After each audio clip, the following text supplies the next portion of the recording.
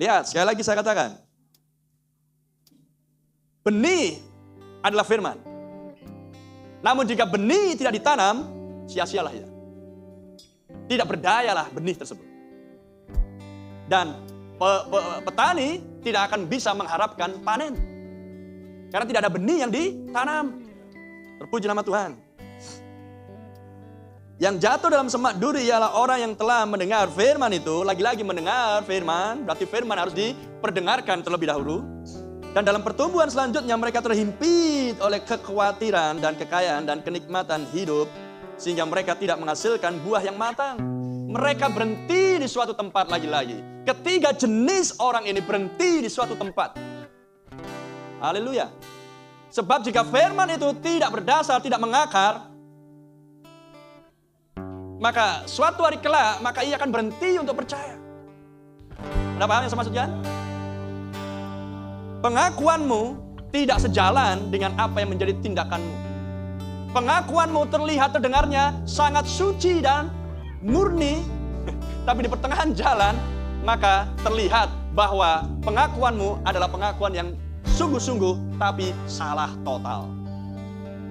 Karena pikiranmu tidak selaras dengan pikirannya Allah. Itu yang menjadi problem. Amin. Pikiranmu harus selaras dengan pikirannya Allah. Dan pikirannya Allah sudah dituangkan di dalam Alkitab ini. Dan Tuhan berikan pesan di waktu senja untuk menafsirkan isi Alkitab ini. Maka sudah selesai. Amin. Sebab jika penafsiran akan isi Alkitab ini belum selesai, maka Anda akan mengharapkan Nabi datang lagi.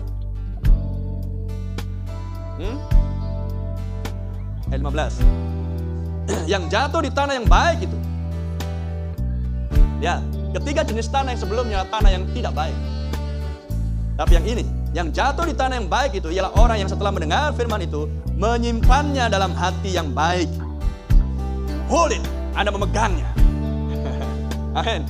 Dan dalam kondisi situasi apapun, bahkan yang paling tidak mengenakan, Anda tidak akan melepasnya.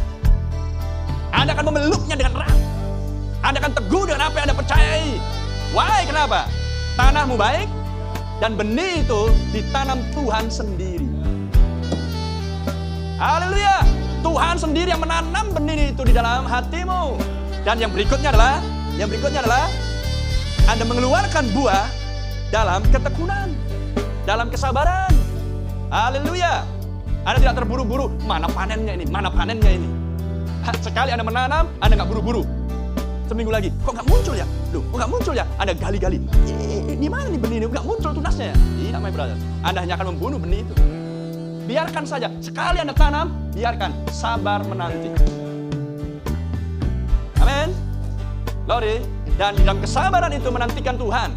Karena dialah seorang yang memberikan pertumbuhan. Haleluya. Dari firman demi firman yang sudah diajarkan di sini, Anda harus sabar menunggu pertumbuhanmu. Karena Tuhanlah yang memberikan pertumbuhan. Yang perlu dan Anda lakukan adalah percaya, berikan pengakuan yang benar, selaraskan dirimu dengan pikiran Allah, dan pegang erat firman itu. Jangan biarkan terlepas. Jangan biarkan musuh mencurinya. Amen.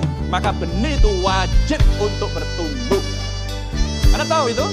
Jika benih itu adalah firman Tuhan, maka benih itu kan wajib untuk bertumbuh, sebab ada hukum di situ yang berkuasa di dalam benih tersebut. Hukum itu tidak bisa gagal. Amen. Dan jika oleh pewahyuan Anda tahu Anda dipilih sebelum dasar dunia ada hukum di situ, bahwa suatu hari kelak Anda akan masuk dalam pengangkatan. Anda kembali ke surga. Anda akan berpelukan dengan Dia. Air matamu akan dihapus oleh Tuhan Yesus. Anda mengelilingi meja panjangnya Tuhan. Amen. Dengan tubuh yang dimuliakan. Renungkan semuanya itu. Oh, terpuji nama Tuhan. Jika Anda mampu untuk memegang benih firman tersebut. Glory, glory. Anda terus percaya. Keep believing. Teruslah percaya dan jangan bimbang. Itulah yang dipersyaratkan oleh Allah. Anda harus mengerti bagaimana caranya menghampiri Dia. Menghampiri tahta kasih karunia Allah. Dan Anda harus diajar untuk mengerti. Impossible seorang yang tidak diajar kemudian Anda berkata, aku udah ngerti semuanya. Berapa banyak saya mendengar orang yang seperti itu. Aku udah mengerti materi ketujuh. Aku udah mengerti 7 guru. Setahu aku gak pernah ada yang mengajar dia. Kok bisa dia mengerti dengan hebat? Dan waktu membuktikan apa yang dia ucapkan tidaklah benar. Nah, hanya suatu emosional. Sedangkan diajar pun Anda lihat, masih ada 3 jenis tanah yang lain. Amin. Anda harus mendapatkan pewahyuannya Allah untuk bisa melihat Allah en morphe itu. Atau Anda gagal suatu hari kelak. Karena segala sesuatunya haruslah faith, iman.